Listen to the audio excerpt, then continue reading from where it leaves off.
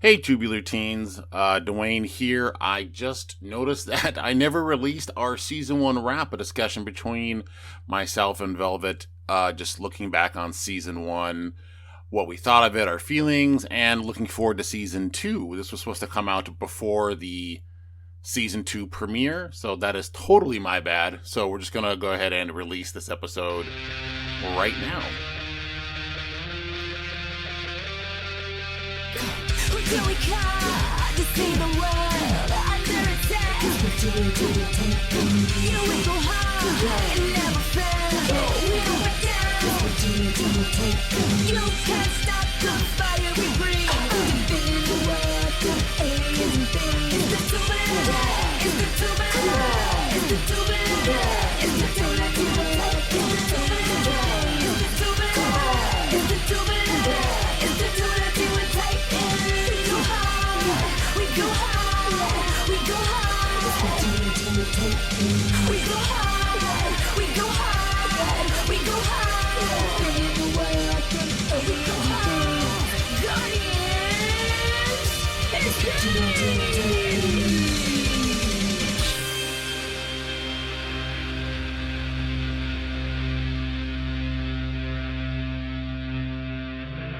Welcome, all you tubular teens out there. Thank you so much for hopefully checking out season one of our beautiful little show. Showrunner Dwayne Feenstra here. I'm joined by my wonderful partner, Velvet Divine. Velvet, how are you? I'm golden. How are you doing? Hey, phone. See, that's why I'm glad I didn't talk. I was going to say, well, I feel like a 500-pound gorilla is now off my back. Because we've gotten through the season and it's done, and it's just been a crazy fun adventure that started off just on a whim. Like, we had no plans to write a 11 episode 900 minutes of audio drama. It was the whim of a whim. Yeah, it's like but that is like our style. It's like on a whim. Yeah, let's make 1,000 minutes of content for just on a whim. Why not? No rules. If you don't mind, I will, in case this is somebody's starting episode, rehash how exactly T Cubed came to be. Please do. For those of you that might not be aware of other projects like Flight Risk, Dwayne and I come largely from the world of actual play podcasts. And for those of you who don't know what that is, you take TTRPGs like Dungeons and Dragons and you record the session, as a narrative audio drama sort of deal. A very popular system that people kind of, tear apart and build up for their specific needs is called Blades in the Dark. And I don't even remember why we started on this, but at some point we decided to embark on making a Super Sentai hack of Blades in the Dark. And basically, once we finished the system, we were like, oh, that we need people to test it. And then we were like, well, if they're going to test it, we might as well record it and, put it out there.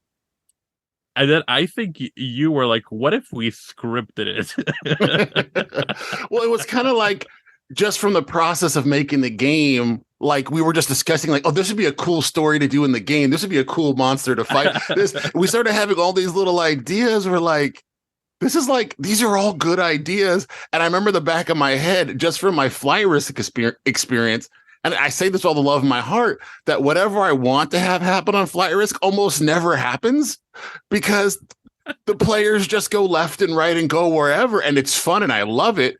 But it's like, if I wanted to have the story in my head actually appear in front of me, we would have to go from actual play to audio drama and just write it out that way. And I think we just started, like, I'm thinking back at how we started doing the game. I don't know how it came up that we both liked Power Rangers and we just started talking about it. And we're like, it'd be fun to play that, but we couldn't find a good system. We're like, screw it, let's do our own. And exactly. Like, what, a year and a half or 2 years later, here we are with 11 episodes of an amazing freaking show. So Yeah, that was nuts. And it just, for me, one of the challenges was, like, again, this is one of those things that sounds bad when I say it, but working with you was a challenge because I've never written with someone before. Like, not like a bad challenge, like, oh my God, this was so hard all year. It was actually beneficial to me.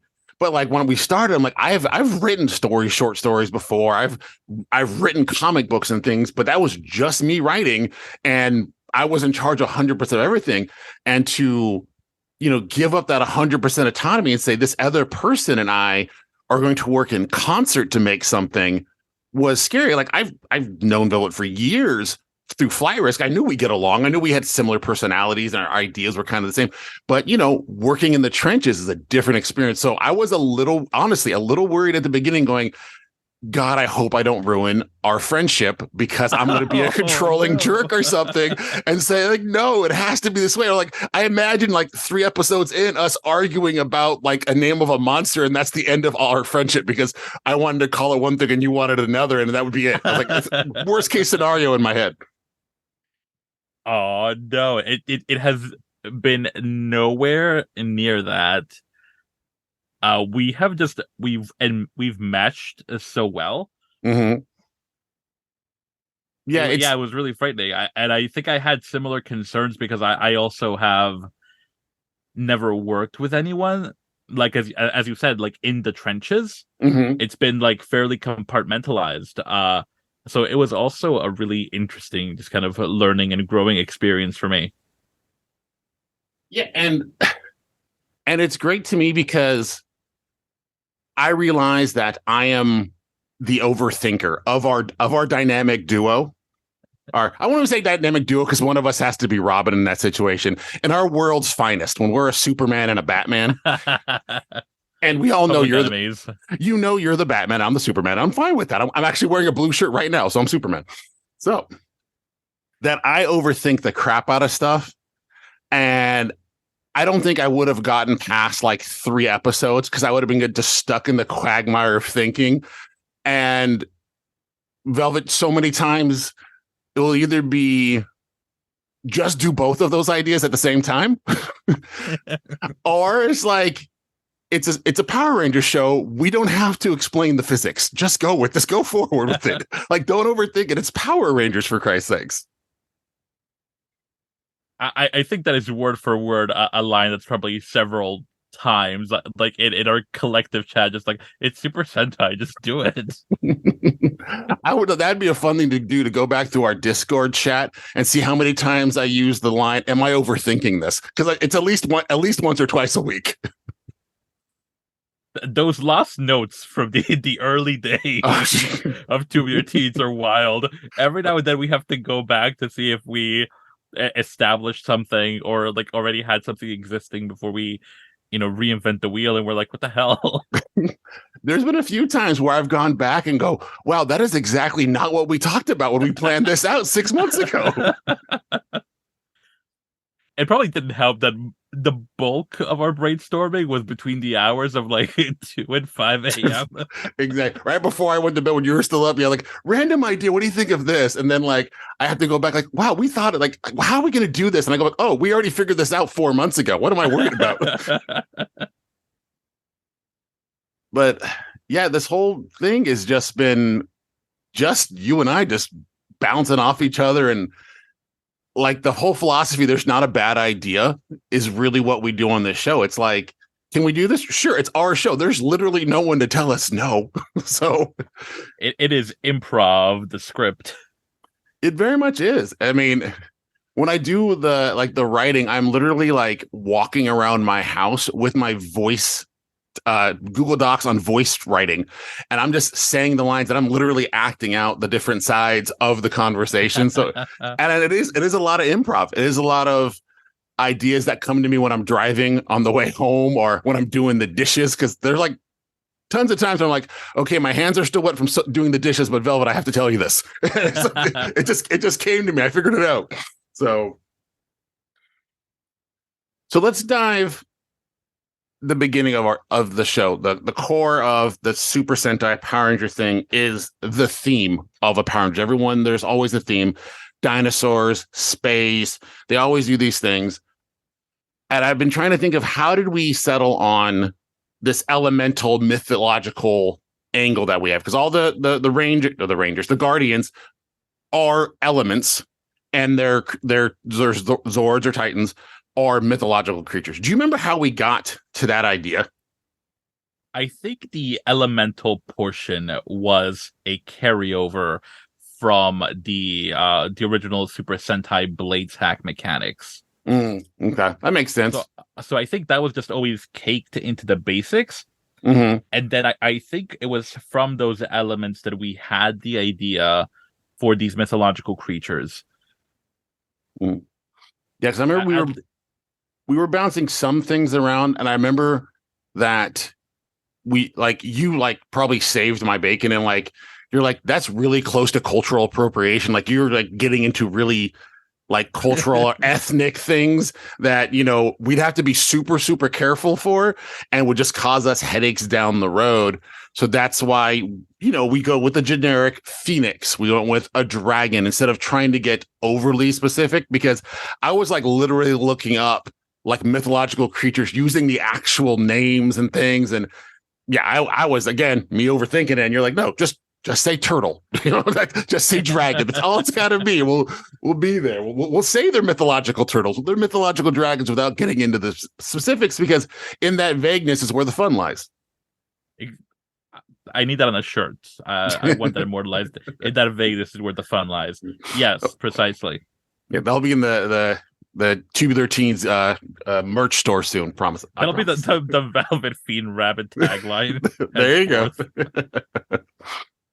So we've mentioned before on the pre-season recording thing that we did about how the basis of the Guardians was from the Breakfast Club. There's this very fun image I saw online where someone drew the Mighty Morphin Power Rangers posing like the Breakfast Club poster, and that was the basis of it. That's why our sporty person is in blue, because that was Emilio Estevez.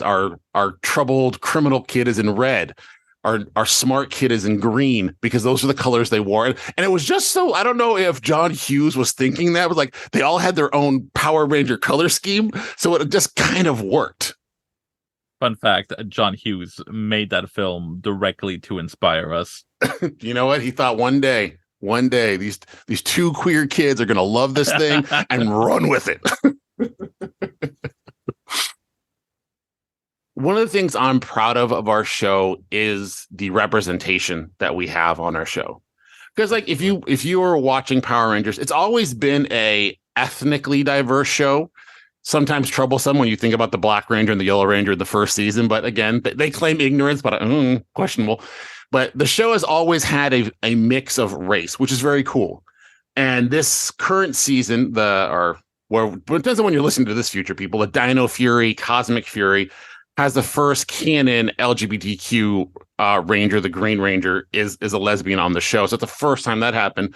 So we wanted to almost flip that on the head and really show the world that Rangers, Guardians, whatever you want to call them, Super Sentai, could be anyone and everyone. So it's been fun for me to explore that kind of stuff, because I have friends in that way, and I've trying to be as respectful to people as way and not write someone as a cliche, which has opened my eyes to more of the LGBT culture, that you have that stereotype in your head of what you think something is, and you can realize it is so much more. So to me, just working with you on this part has opened my eyes to the world in a way I did not expect from a silly audio drama.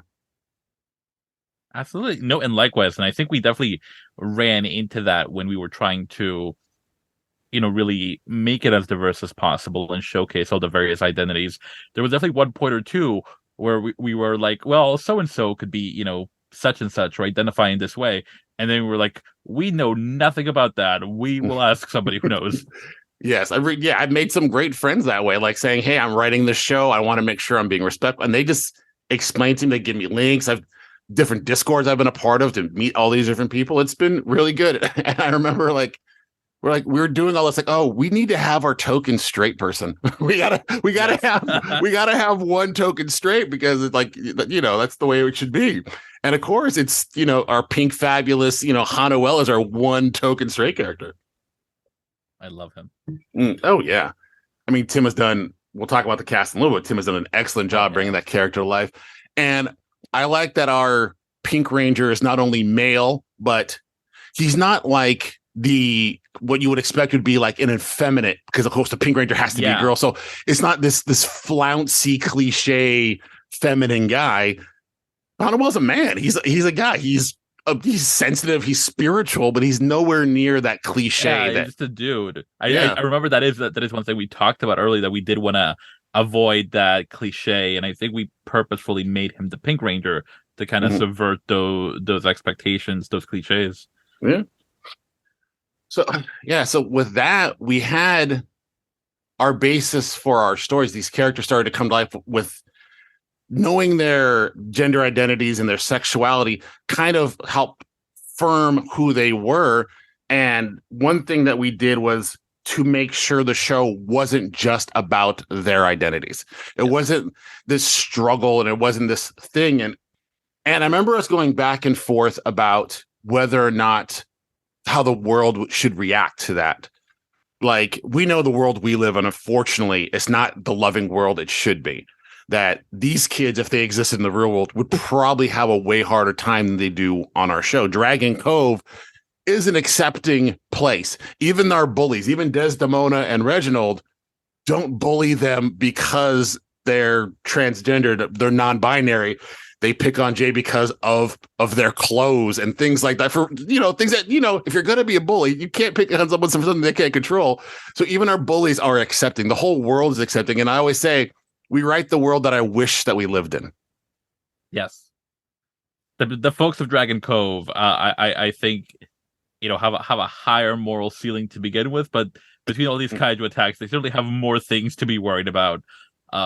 And I will happily admit that Desdemona was my brainchild, and I can confirm that she would confirm your pronouns to make sure she was hating on you correctly. Oh yeah, I think we have like a scene where they like correct her, and she's like, "Fine, whatever," and then goes right back into slamming with the right pronouns. Like, you're trash, but I'm going to be I'm respectful of the fact that you're trash. That's a real ally. Exactly, keeping you humble, keeping you real. Something I just remembered that I think warrants mentioning. Part of the reason I think we ended up including the space element alongside the mythological element was because we are both also big fans of the Lantern Corps. Yeah. So we're like, what if we combined them? Oh, this was definitely a Reese's Pieces situation. We pulled on Power Rangers. We got the Green Lantern. We even dropped in some of the Animorphs of just this alien technological thing, just found the kids. And oh my God, now we have these powers. We don't even know where they're from. Yeah, we tied into all of our favorites. And I know that season 2 grows more into that. And we're going to touch on all of those roots of it eventually. Like season 3 in our notes is very much like our Animorph season. Season 4 is probably going to be our Green Lantern season. And it's all going to go that way. So yeah, I'm excited to get there. Hell yeah. All right. So let's go ahead and talk about now the casting process. Now, I've only done one other audio drama in my life. That was, I did one for fun for the comic book that I wrote years ago. And for that, I literally just asked all of my friends. I sent messages out saying, hey, I'm doing this thing. Do you mind recording it? I did not think in the world of asking someone who didn't know me personally to actually do this. And I think it was you was like, we should do a casting call. I'm like, who the hell is going to answer my casting call? I'm like, who the heck am I? And it was amazing. We had, I think at the end, 145 different people.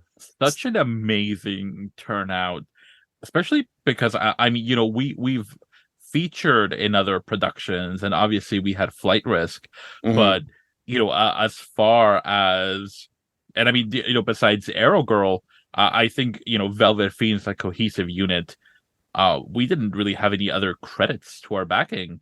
No, so it wasn't like people knew us. Yeah, we were not trading on reputation.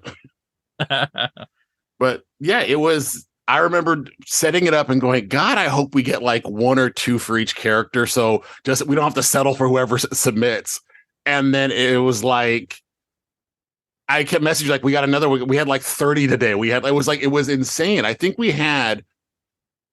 Benny was the most auditioned character. Yeah. I think there was like 20 something Bennies that auditioned, and that was crazy to me. I'm like, and then just sitting there going through it, and that was one of the hardest things I've ever had to do, because I'm like, when we got down to the final 5, it's like all of these people are amazing. It was such a wild process for me.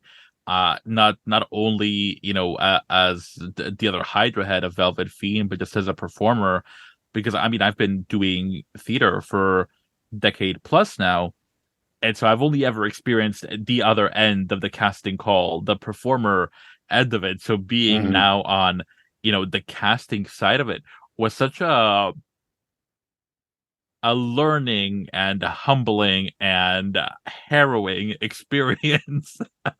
Yes, it was like, because at the end, I'm like, how do you choose? It's like, am I just flipping a coin? Because there were so many unbelievable people, and it was just so hard to choose. I mean, other than one, right? There was one role that after, I think it was the second audition, maybe the third, for Jay, that I remember listening to Breyer's audition and messaging you saying, we have Jay now. I don't want to, like, I hate doing this because I know other people end up auditioning after. I'm like, they will have to blow me away, because when I first heard Breyer, not even like say a line, just saying hi. I think it was like, hi, I'm Brian Zachary. I'm auditioning for Jay Terra. I hit pause and go, that's it.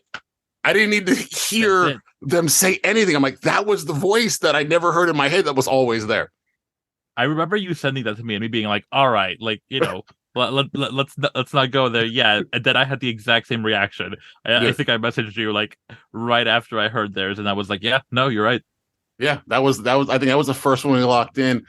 And it was tough. I mean, like, what was hard was that some people auditioned for multiple roles. Yeah. I remember, like, Tim did a couple roles, Michael did a couple roles, and they were like, I remember Tim was like, he was like our number one, he ended up becoming our Hanuel, but he was like number 2 for, I think, like, I think Harbinger. He was on the top 5 for Harbinger. Michael was Harbinger. Yeah, Michael was almost the narrator because he was so good at that.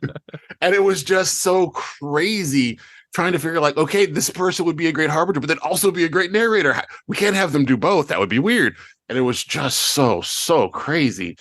And then just had to come up with the weirdest, like, fantasy football but casting draft picks, where it's like, in this timeline I want them as X, in this timeline I want them as Y. Yeah, it's like, is how good they are as X better than that person is at Y? Like, you're comparing someone's performance as a guardian to someone else's performance as the narrator, and like, well, which one would be better in that spot? And I was like, oh, it was tough. But in the end, like I say now, I can't imagine really anyone else voicing these characters, because when I write, I literally hear Allegra, I hear Chris, I hear Keisha in my head when I'm writing these characters now. It's gotten to a point where they've made them their own in a way, or totally really connected with them so intimately. Even now we'll run into, I don't want to say roadblocks, but we'll run into questions. And something that I'm very proud of us for doing is we got to a point where we're like, well, what would Jay do? What would Hanuel do? And we were like, let's ask the actors. yeah. When we hit that fork in the road where both options are good, we're like, well, let them decide. It's like, what do they want to do with their character? And like I said, like we've always said, it's been a collaboration from the beginning between the two of us. But once we had the cast, and it's like, well, no, we are all on this team and we all want to be happy and proud with what we're doing. So, of course, we want them to be invested in what goes on with the script. And they've come up with some stuff that have took me places I didn't even know what the characters would think of. Yeah. And then they suggest, I'm like, oh, that is brilliant. And it has changed the script because they've suggested these wonderful things. But That was definitely one of the highlights of the process thus far for me is when we started collaborating more with the cast mhm. in the writing process. Yeah, it's definitely fun because like I said, it makes it like a team sport now where we can bounce ideas not just off the two of us. We now have these 9 other people that we can throw. I do it all the time. I go to our Discord and I'd say, "Hey, I need help with this," and then all of a sudden, Michael, Tim, AJ, people are just throwing things out there. I'm like, "Perfect, thank you," and that just helps me get past the writer's block I happen to have. Yeah, I think it has been such a fun just hearing them perform these roles has made it so much more real. Because I think when we started casting, I think we were 3 or 4 scripts in, and Yeah. and then it was not like it was hard to write, but it was like there was still a struggle to find the voices for the characters, trying to make them sound as individuals. I didn't want 5 snarky teens. I didn't want everyone to sound the same. So we're trying to give them the personalities.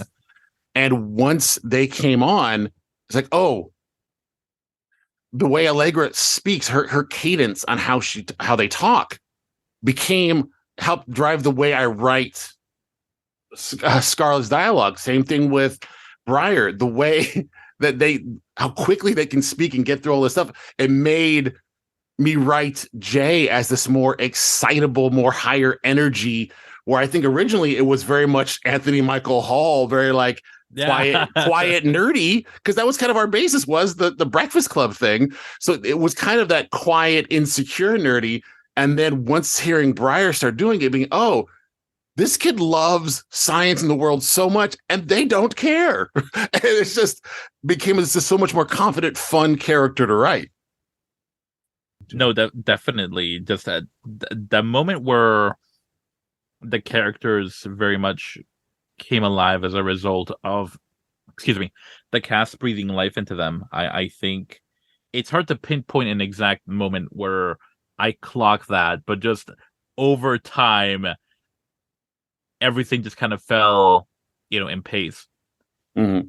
To the point now where, we'll run into some zany ideas, and we can both very confidently assert, no, you know what? That's not what Hanuel would do. That's not what Jai would do. Yeah. And they're people at this point. Yeah, they're not just things on paper. They actually exist in this other world. While we're talking about the cast, I have to give credit to Michael playing Harbinger, because very easy to be a Lord Zed villain, just be that cackling over the top thing. And the way Michael played him, especially when we started this is how the show evolved. When we started writing, I think originally Harbinger was Lord Zed. He was just this evil monster guy that they were going to beat. And Pan Vahan was a different character who was going to come in and be the Sixth Ranger somewhere like in episode 7 or 8 and be our Sixth Ranger. And at some point we decided they're the same person. So the character of a Harbinger had to be played not just as a maniacal villain, but as like a very honorable person who at the time is just on the wrong side. And as we explored their backstory, you got to see that tragedy of who they were, of how they were this great explorer, this great adventurer, this great hero who is thrust into this villain role and doesn't know why. And Michael did a really great job of, even when he was just Harbinger, having that softer tone to it. Definitely. And that is something that, even before he knew that would be the case, just that kind of soft is not the correct way, but that subdued sort of nobility really shone through, even just in his audition. And that's part of the reasons why his really stuck with me. And you could really see it when we finally started having the flashbacks where he got to be Pan in those flashbacks of Pan's last days, moments, and all that kind of stuff, and hearing the other voice that he had for him. And at the beginning, he did a thing that I didn't even think about when I was writing it. He was still using his Harbinger cadence in the flashbacks because the character didn't know he was this other person. So even though the voice was different, he was still Harbinger. So he still spoke the same way. It just sounded a little different. And it was really good. And as it went on, you could hear less Harbinger, more Pan, until the very end where he has that moment, he realizes it right before he explodes, and then that last jump scare at the end where he's actually Pan in the Harbinger body. He's talking in a completely different voice. It's not that darker, more like noble thing. He's like this confused guy who's trying to figure out what in the world's happened to him. And it was crazy that he was able to do that just so subtly. It was brilliant, especially because that was his design. We really give minimal voice direction. Yeah. Here. Mm-hmm. Yeah, it's just like I think just it goes across the cast. They just do so much that we don't ask of them, and they're just naturally gifted in this, where they read the lines. Like we said, we don't say, like, I don't put often, like occasionally I'll say like, oh, someone's nervous or giddy or whatever, just to kind of, if they're just looking at their lines and not reading the whole script, they kind of know where their vibe should be. But yeah, Chris and Allegra and them will send like 3 or 4 takes, and you see them, this is angry, this is happy. You just see them doing the same line and just flipping the different energy. It's just like crazy to me. Like I barely do any voice acting. I do very little voices on this show, and the range they give on just words on page with not much instruction is crazy. Yeah, I think just that natural, not even direction, just the natural feel they have for it, especially because we have really only had one opportunity to, most of us, not even all of us, be able to sit together and do a short table read, and this is very early on.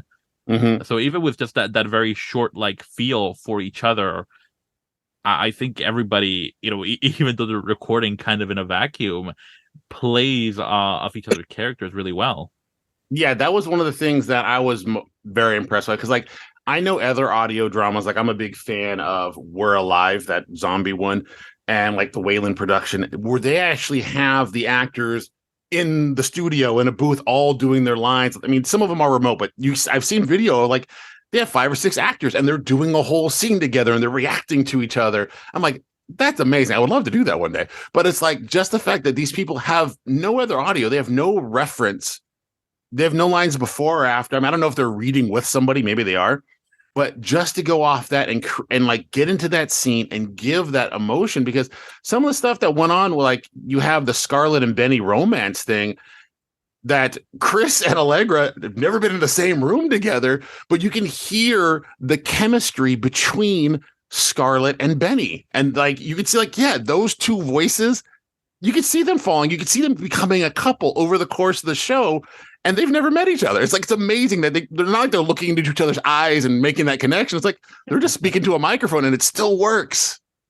I do also have to give credit to Chris for singing in the episode where I think it was episode 7 or 8, him actually singing. That was, I asked him, I said, didn't have to, but he's like, no, I'm for it. So that was very, very awesome. Good. Yeah. So good to do the crazy screaming singing of a Benny driven so far into love, which, we keep talking about. We are definitely slowly working towards a musical episode. That's somewhere on the whiteboard of things that we want to have happen. And knowing that Chris can sing and that we have Allegra singing in season 2, it's like, oh, we are definitely going to do it. It's going to happen sometime. We're getting there. We'll have our Music Meister episode at some point. Exactly. Let's just talk about the season in general. What were some just episodic highlights for you? Things that you like really enjoyed this season, Velvet? My gosh, that's tough. I enjoy so much. I think for me, one of the things that I'm most proud of as our show is that first time we have the Titans and the first time we have Cronus. For a show called Tubular Teens with Titans, we didn't have the with Titans until like episode 7, I think it was. We went 3/4 of the season without the Titans.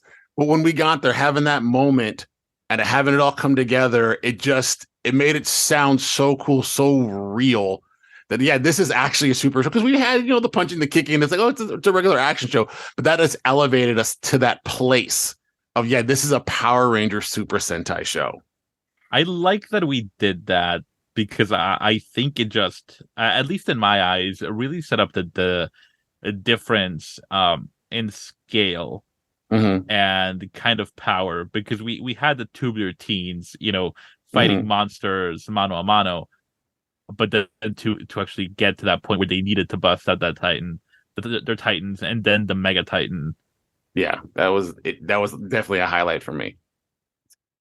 I think when we talk about the moments, like the big ones that stick out in my mind, we can't go forward without talking about Ahmad and Joe and them helping develop the music. I mean, they helped with the theme song that Keisha sang unbelievably, and Ahmad has been helping all season with a lot of the music for the big moments. The whole Titan scene, the first time with Cronus, the last episode, I think he scored almost half of the episode. It's all music from him that he's able to. I send him the raw audio of just the dialogue once I have it all blocked and stuff, and I send it to him, and he's like, okay, what he listens, okay, this is the emotions that I'm feeling for these scenes. That sound right? I go, yeah, that sounds right. And let's change this here. And he goes, okay. And a day or so later, he's like, here's the demo. He'll send it to me, and it blows me away. And it's like, okay, I'm not done with it though. And then it comes back even freaking better. So I think his music has definitely elevated our show. Not that we're saying like we're better than anyone else's show, but I love audio dramas. I think I'm subscribed to like 30 of them. And I think our music that we have is some of the best out there. It really takes our show and makes it more cinematic. It makes it feel like like a real production, not like I'm this guy who's sitting in my house in Lakewood doing this thing. Like this is an actual real production that people really are working on. It is. It is a real production, and I still have to constantly remind myself that, like, holy shit, like this is a thing. We made this. Other people are making it with us, and absolutely, the music blows me away. Like every time, you sent me one of the demos that Ahmad sends you. I'm like, oh, there we go. Mm-hmm. And again, it's like one of those things, like with the casting, like why would this person who's so supremely talented, who's clearly talented at what they do, work with us? Because again, we're nobody, and this amazingly talented person, who again, it's like I wouldn't know this person if it wasn't for Joe from Flight Risk. It's his cousin, and through that, it's like now he's a person I talk to constantly through the season, because as I'm writing scenes, I'm giving it a heads up. I'm like, hey, season 2, episode 3, we're doing this moment. I'm kind of feeling this, and he'll start working on stuff before I even give him the script. So he already has probably like 5 or 6 things, in the fire, getting ready for the next season. And it just takes like I say, it takes my average writing, the unbelievable vocal performances, up to a whole nother level. It's like it takes the curve so much higher. And it's insane to me that the show execs, because I could hunt down music, and that was what I was doing originally, was like trying to find music, going to the Creative Commons, the free source music, try to find things that fit. And then it's like you realize, oh, this is why you hire sound designers and audio producers, because it literally fits perfectly with what's happening, the right beats and everything. And it's just I'm floored with how good the show sounds. And I'm the person who's putting it together, and I'm still amazed by how good it sounds when I listen to it in the end. It sounds so seamless. Mm-hmm. Being on this end of it, it's easy to see how the pieces fit together in a way. As far as like the writing, the vocals, and the music. But actually listening to it, like you mentioned, it's such a cinematic experience, because I'm just so in the moment. I'm just so immersed. I never stop to think, oh, this is made of various components coming together. Yeah, it is amazing how well the performers sound together. Yeah, that is a lot of technical stuff. There is a lot of leveling and balancing audio because people record in different rooms, and it does sound organic. And like, again, I'll toot my own horn. I've worked really hard this season from when I first did Arrow Girl, I think like 5 or 6 years ago, whenever I first did that, when I was doing it on Audacity and I had no idea what I was doing, through Flight Risk and through here, I've worked really hard and I've asked a lot of great audio producers. Aram from God's Fall. I've talked to Kaylee from the Redemption podcast, Jeff Stormer from Party of One. These people who do amazing things on their show, and I'm picking their brains and I'm trying to get what they tell me into our show. And it's just, I am so happy with how it sounds. Like every episode I am so proud of. And I think the fact that we have these talented people working with us pushes me to learn and grow as much as possible to make just not to sound even like our scripts. I want to give our cast, our crew of people, the best possible material, the best possible product because they deserve it. Absolutely. That definitely goes back for me.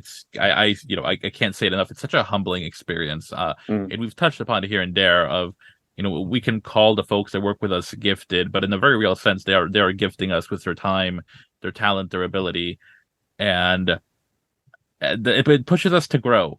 And I think folks that have been here long enough, or even hopefully folks that are just starting now or starting at random places and making their way back, can see how we've grown as writers and producers the longer the show has gone on. Yeah, it's definitely, I can hear, like listening to the first episode, how not that it sounds bad compared to the other ones, it sounds smaller. Like I was afraid to go bigger places, not with the sound, and the script was because it was the first 2 episodes, it had to follow a certain formula.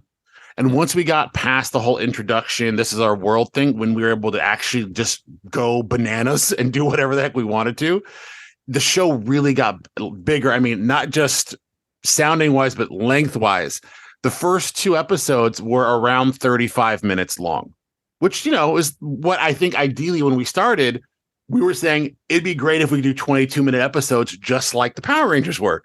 Like, right. And I remember like, can we really write 22-minute episodes? That seems like so much. I don't know if Velvet and I can do this together. And then at the end of season 1, we're at 900 minutes. We have episodes hour and 45 minutes long that we're releasing basically audio movies about every 5 or 6 weeks.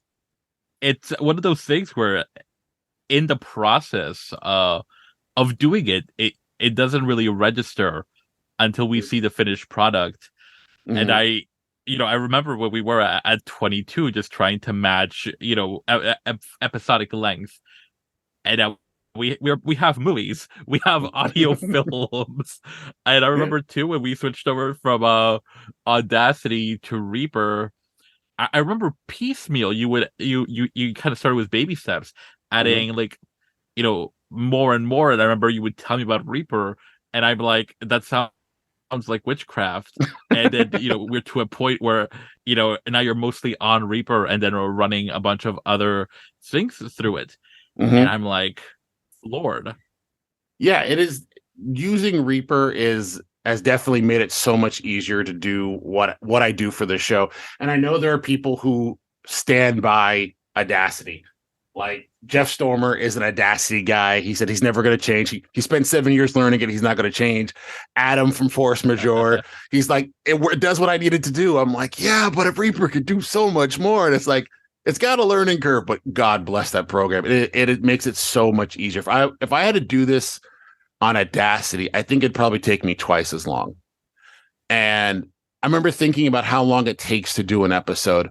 It almost feels like a 10-to-1 ratio of minutes of audio to 10 minutes of production time.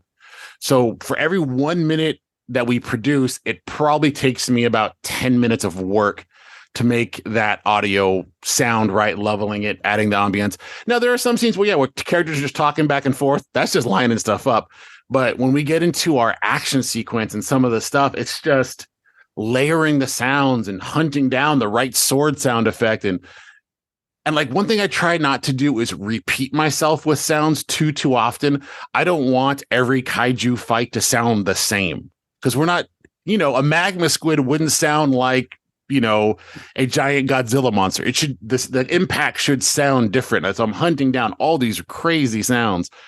But yeah, I think for the finale, the finale was going to be, I think, 2 hours and 10 minutes long. Well, actually, no, because since episode 9 was actually part of it, we actually did 9, 10, and 11 together. I think it was like 2 hours and 40 minutes long. It was like Avengers Endgame. And it's like, I think we were actually longer than the Batman. I remember being proud of that. Like, oh, we're longer than the Batman. Yes. We beat Robert Pattinson. Good for us. But yeah, just to do that, that was weeks and weeks of work. And I couldn't be happier with how it came out. It's funny you mentioned too about not repeating yourself, which again, it's one of those things where I've experienced it but never clocked it. I don't think we have any kaiju fights that sound the same. And at least they all feel very different. Yes, we definitely either subconsciously or consciously try to make it not just punch this thing as hard as you can and it explodes. Which is Power Ranger cliche. That's what they do. You keep hitting it, you break out your flaming sword and it explodes. That's kind of what every episode ends up becoming. And we had Hannibal voice that in the episode saying, why are we just punching these things in the face? We could try other things, right? We don't have to be murder hobos. Let's be something else.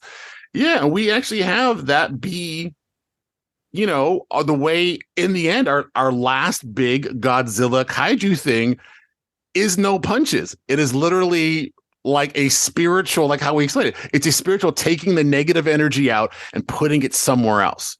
Now, of course, before that, we had the cliche 2 giant robots punching the crap out of each other because that's what needed to happen there.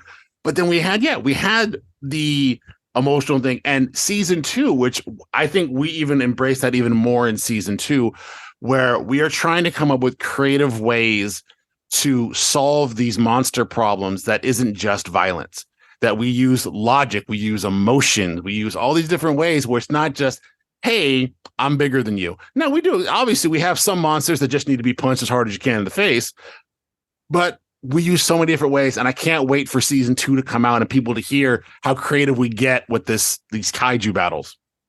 I think it's funny too in the spirit of kind of just, no holds barred. I was just thinking, looking over some season 2 stuff, that some of the choices that, we just immediately ran with in season 2 are ones that we would have deliberated on for, a good day or two back in season 1. Oh, yeah. We've definitely gotten to the point where, like, yeah, we embrace it. There's no bad idea philosophy here. Let's lean into the camp, lean into the cheese, and let's go ahead and parody whatever the heck we want to parody because it makes it more fun for us. And that, I think, has been very freeing of stress, where it's like, yeah, we're writing a show that both of us want to listen to. We want to see this made because we like the story. And not to say that we don't want more and more people to listen. I would love to have thousands and millions of downloads, but it comes down to, I want to write a show that Velvet and I love to listen to. And now, as we get to know our cast, they're like family now. I want the 15 core of us that work on the show on a regular basis. I want it to be a show that we want to listen to. And that, I think, has made it more pure and more fun. It's not like this stressful work thing. It's like, yeah, I'm collaborating with my friends. Exactly. Let's see. I'm trying to think when this is coming out. Oh, the crossover would have happened because this was going to come out after the crossover. So we can talk about that right now. Yeah, let's talk about the crossovers. Yeah. All right. I love crossovers.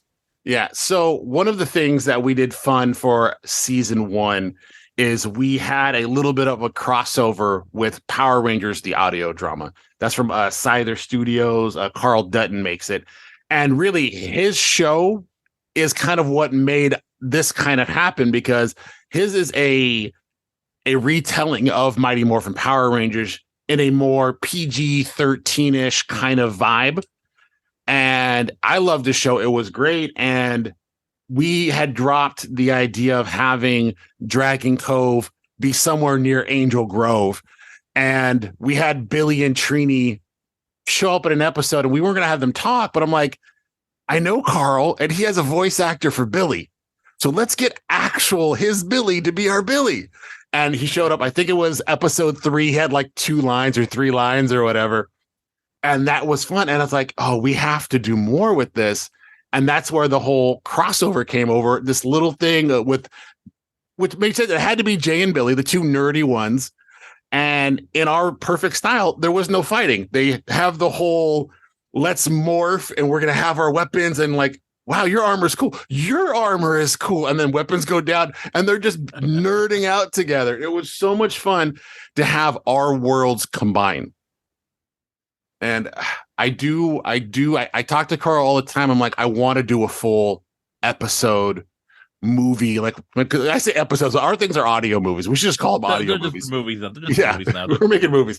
I want to do the Tubular Teens Power Rangers movie where we do a full hour and a half episode, full on Shatter the Grid style crossover with all the villains, all the teens.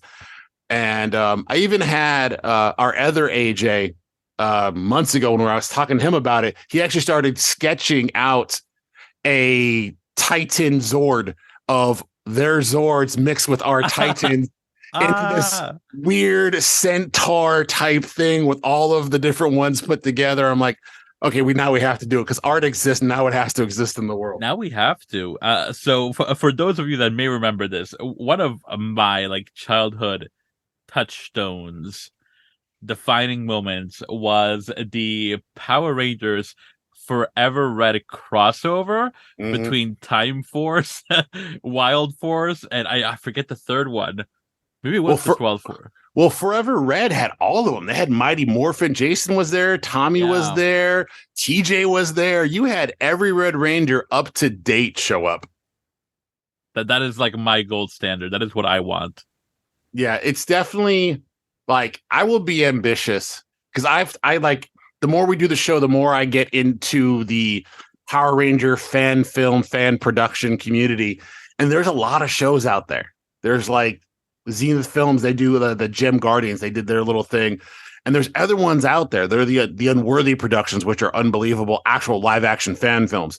And I'm like, it would be so cool to get everyone together, even if it's just like a scene or two of all these different shows popping in and out and have like 35 freaking Guardians / Rangers in this big epic thing and just go friggin' bananas. That's something for future. Goal. That's on our manifest board. Yeah, that's on my dream board. It's right there. Even though I always say like writer Dwayne has such lofty dreams that editor Dwayne has to make real. Yeah, because I will go back and read some of the stuff in our scripts. I'm like, how the hell am I going to make this? Like, how do I do this sound? And like, I didn't put much. Like, someone was like, "Oh, kaiju fight sounds." What is that even like? What? So I'm like, thanks, past me. But yeah, we have plans. Like, say, season 2 should be coming out probably a month or so after this episode drops. We've already written 6 of the 10 episodes for season 2. The cast is already working production right now on episode 1. Some of them are already doing episode 2. So it's all moving forward. We're not stopping. I don't see us stopping. At least I said in my head, I've already charted. I have outlines for 5 seasons, at least in my head right now. So that's like on our average, we're talking about 5,000 minutes of content is what we're going to give to you here. And I want to explore not just like the action Sentai stuff, but I really like diving into our characters' lives and what they're going through, what it means to be a teenager. And just that is some of the funnest parts. Cause I've noticed I've written scripts like we've had people talking for 30 minutes. This is a Power Ranger show and no one's punching anything.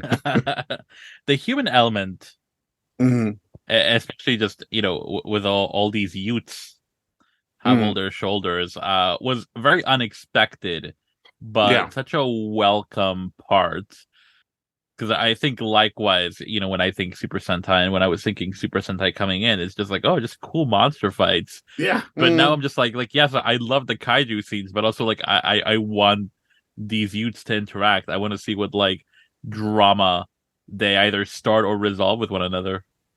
Yeah, like I'll watch like the new episodes or some of the old episodes. And I'm like, these are so fluff. It's like they have these big problems that they solve in like 90 seconds and then they move on to the next thing. I'm like, in my head, I'm like, that would be like a 15-minute scene for us. It's like they would be really go into Billy's fear of fish or whatever the heck that was in that one episode where he was afraid of fish for some random reason. And like, I would really go into what that meant. Now, like, oh, he fought a fish monster, so now he's not afraid anymore. Okay, I guess that works. Yeah, it works. Mm. Oh, so one thing that I do have to mention before it slips my lizard brain. Something that, we obviously have writing, we have voiceover, we have music. We also have art.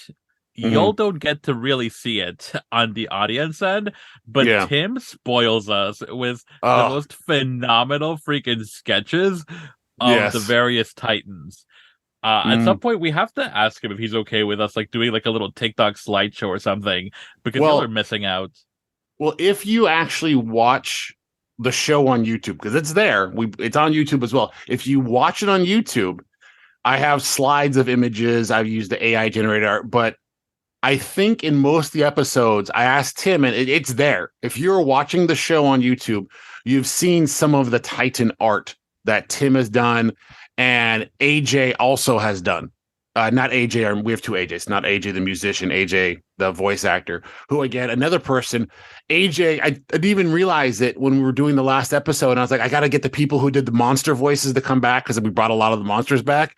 I'm like, oh, AJ voiced all of these monsters. I'm like, it was like, oh, AJ, I need you to do 3 more of these voices because I brought you back from the dead 3 times. And he has been my go-to, like, hey, I have a lizard goat dragon guy that needs a voice. He's like, I'm on it. I got you. I'm like, okay. Like, apparently you have that stored in your brain. Just had that in his back pocket.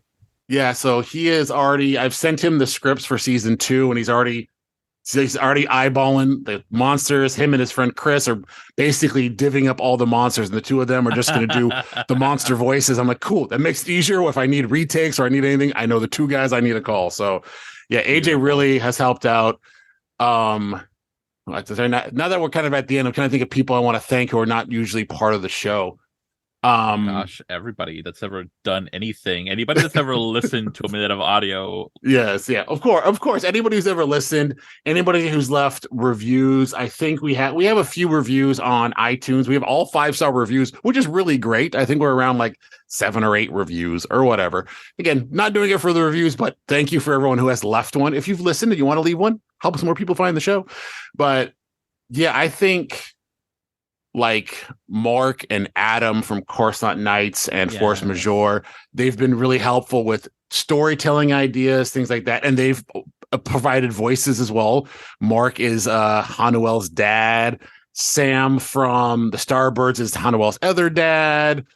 Adam was the World Turtle. He did that voice. So they've been helpful with the script and stuff. But yeah, everyone in just our community of creators. Oh, we cannot forget Sarah. Sarah coming in and taking over for Desdemona. Yes, I was just about to say that. Yeah, I was like, we originally had Amanda as Desdemona, and then she got busy with other projects and stuff and just couldn't continue with ours, which she's doing really cool stuff. I've seen the film she's been in, but we needed someone to step in, and Sarah just came in, and it's like, did not miss a beat. And to me, it was, I was worried. I'm like, you have to come in and try to sound like this other person. This is how this person sounds. And we try to make it sound, and you can almost not tell the difference from Amanda's performance to Sarah. She was able to ape that voice and that tone, the cadence so well. She just slipped in seamlessly. Mm-hmm. And it's so funny because like most other people that have come on board and the origin of it, it was just a really short, like almost a throwaway conversation. Sarah, who now voices Amanda, Sarah Roberts, is also the Hype Goblin. She's a Twitch streamer. Mm-hmm. Does a lot of charity stuff. And I was lucky enough to share a table with her. And I don't even remember how we got on the subject, but I just mentioned, I was like, hey, if you want to voice a mean girl, she was like, I'm there. Yeah, she was like 100% into it. And she said, let me listen to the episode you have out. She listened to all of them. She's like, okay, I think I got the voice. And when she sent it, I'm like, this sounds like Amanda's recording. It's like, this is so, she could have went anywhere with it, and no, she nailed it. And it's like seamless. It saved ourselves because, like I say, you hear the voices, and like Amanda for me was Desdemona. She had the voice that we wanted. And bringing in someone new, I'm like, oh, it's going to be like, Days of Our Lives when they are General Hospital, when they bring in a new Lucky. And like, that's not my Lucky anymore. I don't know who that guy is. And it's like, but no, like it's that same thing. And it's so, so great that they were able to come in and do that for us. It was good. Have you done a voice? I don't think so. I have. I think I wanted to avoid too many self inserts. Yeah. So at least for me, that was something that I like a line that I wanted for myself coming in is that I would stick to like the production end of it. Mm-hmm. But it's funny too. I recorded, I guess the outro.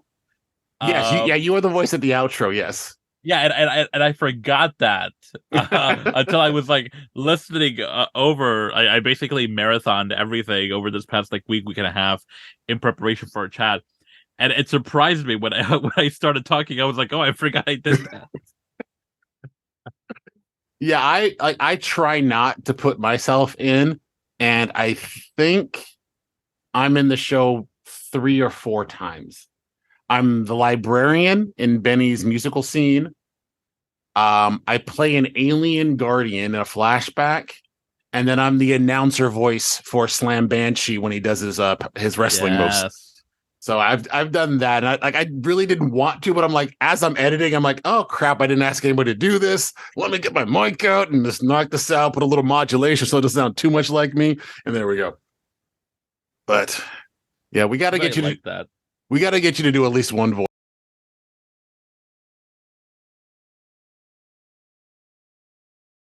But yeah, I think that's it. Is there anything else you want to touch on, Velvet, before we dive into season 2? Before season 2, I was surprised to hear myself recording the outro, and then I started hearing everybody chime in, such and such playing so and so, and I got a little misty-eyed. I won't lie to you, because the credits list was so long, proverbially. I was like, wow, everybody is here, and they care. And I think that's, the power of friendship, heart of the cards seems very trite, but that feels very much at the center of Tubular Teens, like, especially as it's evolved and as we've gotten into a more collaborative rhythm with everyone else. It really has become, not only a labor of love for us and the people involved, but it's a community. It's really a community of effort, and not even just those of us in the immediate project, but like you were mentioning, all the other people from, adjacent communities that have helped us, just with their time, their advice, who have lent us their voices. It's so wild.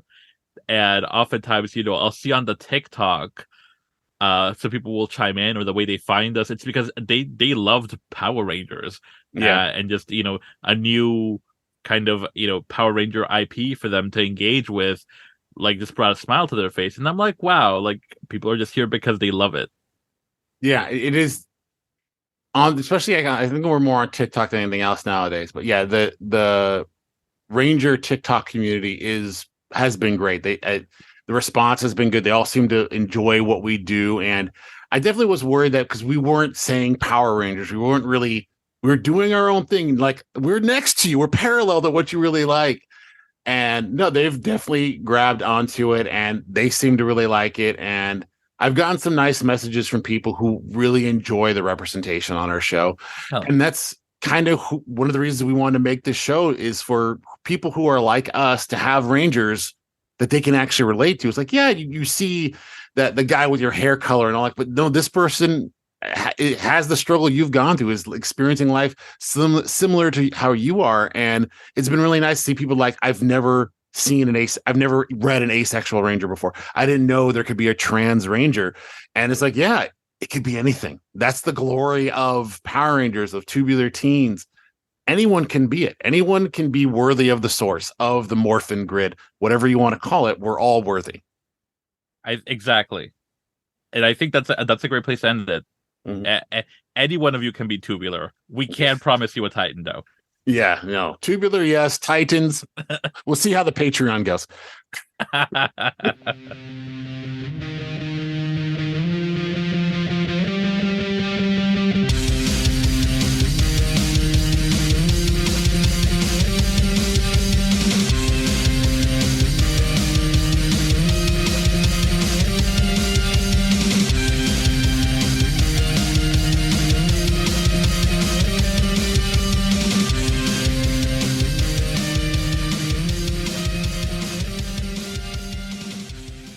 Tubular Teens with Titans is written and produced by VelvetFeen Rabbit Productions. Our theme song, Thunder Sword, is written and produced by Ahmad Judah and Joe Chasm, with lyrics and vocals by Keisha Wallace. If you liked what you just heard, please head over to the podcast service of your choice and leave us a rating and a review. It truly helps more people find the show.